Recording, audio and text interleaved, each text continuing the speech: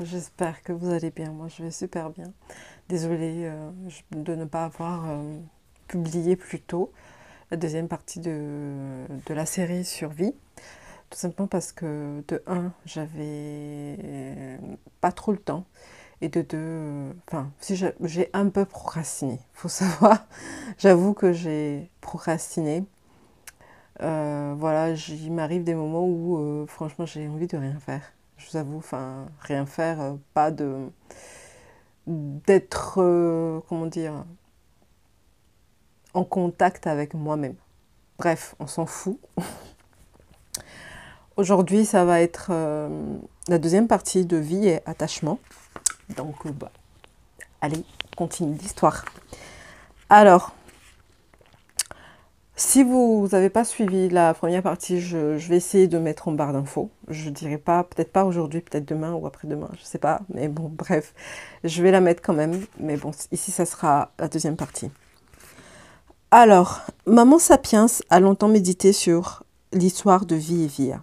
Je ne sais pas si vous vous rappelez la dernière fois. Donc, Vie et Via se sont disputés, ainsi de suite. Bref. Elle a médité sur l'amour et l'attachement. C'est quoi l'amour? C'est quoi l'attachement? On parle tous d'amour depuis notre temps d'enfance. On cherche de l'amour dans le regard de nos parents, de nos amis, etc. On pense être aimé par nos parents. Pour nous, c'est obligé qu'ils nous aiment. Mais c'est nos parents, n'est-ce pas? Pensa Maman Sapiens. Et d'un coup, en un éclair, elle se rappela de son enfance. Quand son père la rouait de coups parce qu'elle avait fait une bêtise. Quand sa mère, une fois, lui lança ses chaussures sous prétexte qu'elle avait pris le lait en poudre qui était destiné à ses frères. Cette ruée de violence commise par ses parents au nom du fameux amour est le slogan préféré de son père qui était « Qui aime bien, châtie bien ». Mais tout cela est insensé, s'écria-t-elle. Voilà, elle était un petit peu petite, l'histoire, tout simplement parce que j'ai pas, en fait, vu qu'elle est, je vais débattre, enfin, on va débattre ensemble là-dessus, sur ces thèmes amour et attachement, que je pense que c'est très, très, très important. Pour moi, c'est vital de comprendre ce que c'est que l'amour et de comprendre ce que c'est que l'attachement. Nous, au fait, on a mélangé les deux. Pour nous, quand on aime, on est attaché. C'est ce concept-là qui nous a été transmis, c'est cette façon de penser qui nous a été transmise. Mais quand on regarde de plus près, surtout par rapport à nos parents, en général, j'entends plusieurs fois, on m'a souvent dit, pas que les parents, pas que autour de moi, j'entends souvent dire que qui aime bien châtie bien. Et au jour d'aujourd'hui, je remets ça vraiment en question. Et je vous demande éventuellement, si vous voulez, de le remettre aussi en question et de voir à votre façon si qui aime bien châtie bien, est-ce que ça a du sens? Est-ce que taper son enfant, c'est l'aimer? Est-ce que rouer son enfant à coups de ceinture juste parce qu'elle a eu une mauvaise note à l'école ou parce qu'elle a fait une bêtise, etc. Est-ce que c'est aimer son enfant réellement? Est-ce qu'on aime réellement nos enfants? Est-ce que cet amour, est-ce que l'amour existe en nous, donc du coup dans le monde? Est-ce que ça existe? Il faut faire, je pense, il faut avoir une approche neuve si on veut comprendre ce que c'est que l'amour. Du moins, si on veut comprendre ce que c'est que l'attachement. Parce que l'amour, on ne connaît pas en réalité. On connaît plus l'attachement. On est attaché aux personnes. Mais est-ce qu'on les aime réellement? L'amour, pour nous, c'est taper, c'est être violent, c'est être jaloux, c'est être insultant, c'est être angoissé. Tout ça, c'est en nous. On le voit tous les jours en nous. Donc, est-ce qu'il peut avoir de l'amour s'il y a tout ça en nous, s'il y a de la jalousie, s'il y a de l'envie, s'il y a tout ça, est-ce que c'est compatible avec l'amour? Est-ce qu'on peut être un peu, genre, prétendre aimer et en même temps être jaloux?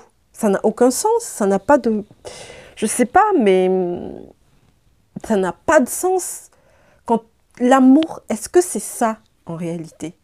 Est-ce que c'est tout ça, c'est toutes ces violences-là qu'il y a autour de nous? Est-ce que c'est ça l'amour qu'il y a autour de nous? Donc en nous, on est la projection du monde extérieur. Donc, est-ce que ça existe? Est-ce que l'amour existe réellement? Il faut que tout le monde puisse l'observer de lui-même et puisse répondre à ces questions de lui-même. Pas juste accepter, dire oui, il n'y a pas d'amour, et puis aller dormir et dire ok, il n'y a pas d'amour, c'est une fatalité, on s'en fout, on continue quand même. De toute façon, on va crever un jour. La plupart des personnes répondent comme ça. De toute façon, on va crever un jour. De toute façon, il faut mourir de quelque chose. De toute façon, bref. Mais est-ce que la vie vaut la peine si on doit vivre angoissé, déprimé, comment dire, en permanence, jaloux, angoisse, envieux? Est-ce que c'est une vie? Est-ce qu'on vit là? Est-ce qu'on est en train de vivre?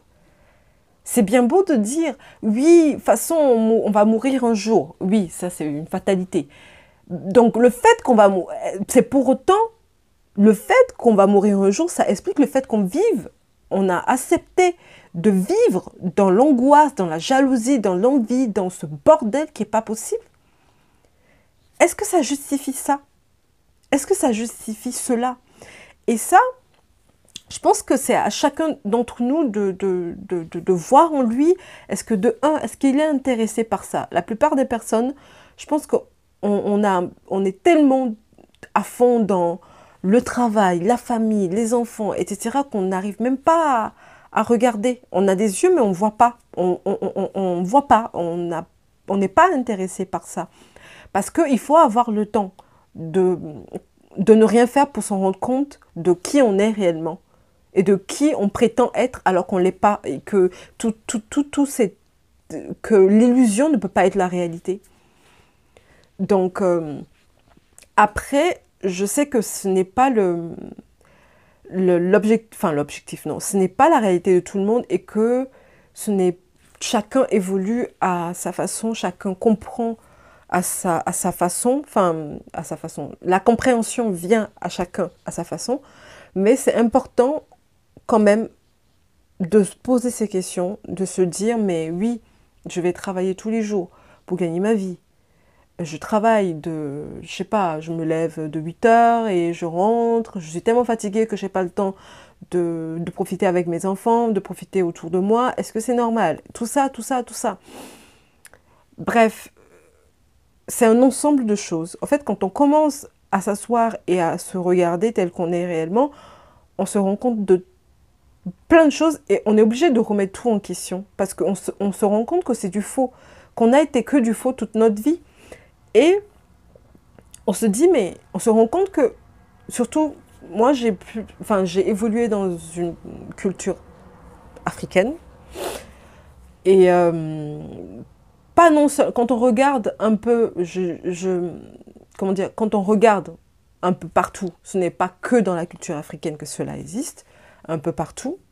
D'être violent avec son enfant, c'est normal, au fait. Là, aujourd'hui, vu qu'on parle de vie, je vais aussi accentuer le fait de par rapport à qu'on remette réellement en question ce truc-là, parce que les enfants, c'est l'avenir, au fait, c'est la génération à venir, et qu'on se remette en question par rapport au fait de comment est-ce qu'on élève nos enfants, qu'est-ce qu'on leur met à l'intérieur. Donc, taper son enfant, est-ce que c'est normal? Est-ce qu'il y a une raison pour être violent avec son enfant? Est-ce que taper son enfant, c'est l'aimer réellement? Il faut qu'on se pose ces genres de questions. Pour un oui ou pour un non, on va me citer toutes sortes de raisons pour pouvoir taper un gosse. Mais quand on regarde de plus près, on se dit, mais c'est n'importe quoi. Un enfant, il n'a pas le droit de faire des erreurs. Et nous, même malgré qu'on nous a tapé ou qu'on a été violent avec nous, est-ce que ça nous a empêché de faire des erreurs? Au contraire, on en fait, on a toujours fait des erreurs. Donc le fait de taper son gosse, ça ne va pas résoudre le problème qu'il fasse peut-être une bêtise ou je ne sais pas quoi. Et la bêtise en soi, en général, elle n'est même pas grave. Ce n'est pas quelque chose de grave. Peut-être regarder si on ne peut pas faire autrement. Parce que dans tous les cas, taper son gosse, c'est être violent avec. Mais la plupart des personnes me diront non, mais non, c'est l'éduquer. Comme on dirait souvent, j'entends parler, on éduque un nègre avec un bâton, etc. C'est vraiment esclavagiste hein, comme parole et tout. Mais je pense qu'il est très très important qu'on remette ça en question, chacun de nous. Pas accepter juste que oh, c'est pas bien de taper ou c'est pas bien d'être violent, mais comprendre réellement, comprendre en soi la réalité. Pourquoi est-ce que c'est horrible d'être violent avec son enfant, ne serait-ce que de lever son petit doigt sur son gosse? Pourquoi est-ce que c'est horrible? Chaque personne doit le voir, pas juste non, c'est pas bien et on le fait pas. C'est pas le prendre comme une interdiction, mais comme une réalité, comme quelque chose qui est horrible à faire envers un être humain. Vous n'allez pas, si quelqu'un vous fait quelque chose dans la rue, vous allez le taper. Enfin, la violence entre nous-mêmes, adultes, on pense que c'est pas bien. Mais comment dire, on le ressent pas. C'est pas quelque chose qui est une réalité pour nous. Si ça devient réalité, automatiquement, on ne taperait plus jamais son corps. Ça serait pas, ah non, mais je me retiens de le taper, j'ai envie de le taper, etc., etc. Même si au moment où ça vient même, le gosse, parce qu'en général, c'est ce qu'on nous a appris. On nous a appris que taper, c'est bien. Donc forcément, c'est l'éducation qu'on a reçue. Donc on reproduit la même chose sur nos enfants inconsciemment. Ça, je ne peux pas juger quelqu'un parce qu'il tape son gosse. Je ne peux pas lancer la pierre à quelqu'un parce qu'il tape son gosse. Parce que nous-mêmes, nous ne sommes pas parfaits. Moi-même, j'ai eu à le faire quand elle était petite. Mais à un moment donné, quand on voit la réalité des choses, même quand ça vient, on se dit mais pourquoi je m'énerve là? Ça sert à rien, elle a juste fait ça. C'est pas grave au fait. Donc c'est très très important de remettre cela en question. Et qui aime bien, châtie bien. Remettre ça en question, que ça n'a pas de sens. Sur ce, à la prochaine.